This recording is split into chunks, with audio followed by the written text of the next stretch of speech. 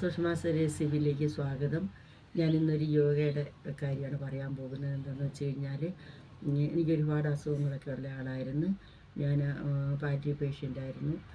അത് യോഗയിൽ നിന്നാണ് എനിക്ക് മാറ്റം കിട്ടിയത്. ഞാൻ ആയുർവേദ ഡിസ്പെൻസറിയുടെ കീഴിലുള്ള യോഗ സെൻറ്ററിലാണ് യോഗയ്ക്ക് പോകുന്നത്. അവിടെ നിന്ന് യോഗ പഠിപ്പിക്കുന്നത് പ്രീത ഷിജു എന്ന യോഗ ട്രെയിനറാണ്.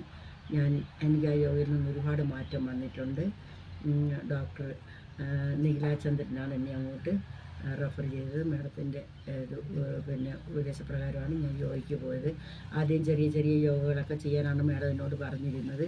ഞാൻ ചെറിയ ചെറിയ യോഗകളൊക്കെ ചെയ്തു. അങ്ങനെ പോയിക്കൊണ്ടിരിക്കുന്ന സമയത്താണ് പിന്നെ കുറച്ച് ചെയ്ത് വന്നപ്പോഴെനിക്കെല്ലാം ചെയ്യാവുന്നതായി. ഇപ്പം ഞാനെല്ലാം ചെയ്യുന്നുണ്ട്. എൻ്റെ അമിതമായ വണ്ണം കുറഞ്ഞ് എൻ്റെ ശരീരത്തിൽ നീരൊക്കെ കുറഞ്ഞ് ഇപ്പം ഞാൻ എല്ലാ യോഗയും ചെയ്യുന്നുണ്ട്. എനിക്ക് ചെയ്യുന്നതിന് കുഴപ്പമൊന്നുമില്ല. എൻ്റെ ശരീരം കൊണ്ട് എനിക്കെല്ലാം പറ്റുന്നുണ്ട്. പിന്നെ ഞങ്ങളുടെ ട്രെയിനറുടെ ക്ഷമയും പരിശ്രമവും കൊണ്ടാണ് ഞാൻ ഈ നിലയിൽ എത്തിച്ചേർന്നത്. അതുകൊണ്ട് എനിക്കൊരുപാട് നന്ദി എൻ്റെ ട്രെയിനറോടും യോഗ ട്രെയിനറോടും അതേപോലെ തന്നെ ഡോക്ടർ നീലാചന്ദ്രനോടും പറയാനുണ്ട്. അങ്ങനെ ഞാൻ ഇന്ന് സുഖമായിരിക്കുന്നു. ഞാൻ എൻ്റെ ഒരു പൊസിഷൻ്റെ ഒരു വീഡിയോ ഞാൻ ഇന്ന് ഇടുന്നുണ്ട്. അതെന്താ വെച്ചാൽ സേതുബന്ധാസനമാണ്. സേതുബന്ധാസനത്തെക്കുറിച്ചുള്ള ഗുണങ്ങളാണ് ഞാനിനി പറയാൻ പോകുന്നത്. നമ്മുടെ പാൻക്രിയാസിന്, പിന്നെ ഹാർട്ടിന്, ലങ്സിനും എല്ലാം തന്നെ, നമുക്ക് ലിവറിനുമൊക്കെ നല്ല ഒരു ഗുണം ചെയ്യുന്നൊരു യോഗയാണ്. മാത്രമല്ല നമുക്ക് തൈറോയിഡിൻ്റെ പ്രശ്നങ്ങൾക്കും പരിഹാരം ഉണ്ടാകും. നമുക്കതുപോലെ നമ്മുടെ ഞരമ്പുകളെല്ലാം നല്ലപോലെ വലിയും. നമ്മൾ ആ മലർന്നു കിടന്നതിന് ശേഷം നമ്മുടെ കൈ കൊണ്ട് കാൽപ്പത്തി കാല് പുറകോട്ട്, കണ്ണക്കാലിന് കാല് പുറകോട്ട് പിടിച്ചുകൊണ്ടാണ് നമ്മൾ വയറ് നന്നായി പൊക്കി ശ്വാസം വിട്ടുകൊണ്ടാണ് നമ്മൾ താഴുന്നത്. ആ യോഗയുടെ ഒരു പൊസിഷനും കൂടെ ഞാനിപ്പോൾ ഇടുന്നുണ്ട്. യോഗ കൊണ്ട് ഒരുപാട് ഗുണങ്ങളുണ്ട്. നമ്മൾ യോഗ ചെയ്യണം, എല്ലാവരും യോഗ ചെയ്യണം.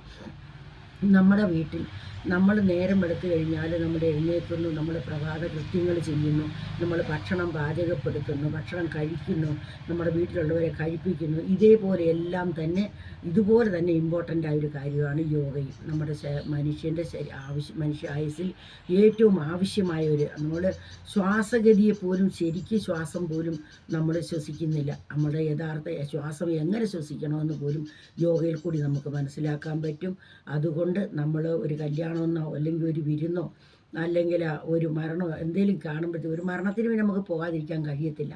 എന്നാൽ നമുക്ക് ഒരു വിരുന്നോ ഒരു കല്യാണം അങ്ങനെയൊക്കെ ഒരു വിരുന്ന് പോക്ക്, അതൊക്കെ തന്നെ നമ്മുടെ യോഗ കഴിഞ്ഞതിന് മാത്രം, യോഗ ചെയ്തതിന് ശേഷം മാത്രം പോകാൻ നോക്കുക. യോഗയ്ക്ക് ഒരു ഇമ്പോർട്ടൻ്റ് നമ്മൾ കൊടുക്കണം. നമ്മളുടെ എല്ലാ ആവശ്യങ്ങളും നമ്മൾ കുളിക്കുന്നുണ്ട്, ഭക്ഷണം കഴിക്കുന്നുണ്ട്, വിശ്രമിക്കുന്നുണ്ട്, എല്ലാം അതേപോലെ തന്നെ നമ്മൾ ഫോണിലും നമ്മൾ സമയം ചെലവിടുന്നുണ്ട്, ടി വി കണ്ട് സമയം ചെലവിടുന്നുണ്ട്. നമ്മൾക്ക് ഒരേ ഒരു മണിക്കൂർ, നമുക്ക് 24 മണിക്കൂർ ദൈവം തന്നിട്ടുണ്ട്. അതിൽ 1 മണിക്കൂർ നമുക്ക് യോഗയ്ക്ക് വേണ്ടിയിട്ട് നമുക്ക് മെനക്കെടണം. നമ്മുടെ ആരോഗ്യത്തിന് വേണ്ടിയാണ്, നമുക്ക് വേണ്ടി ചെയ്യുകയാണ്. ഇത്രയാണ് എനിക്ക് പറയാനുള്ളത്. ഇനി എൻ്റെ ഒരു യോഗ പൊസിഷൻ നിങ്ങൾക്ക് കാണാം.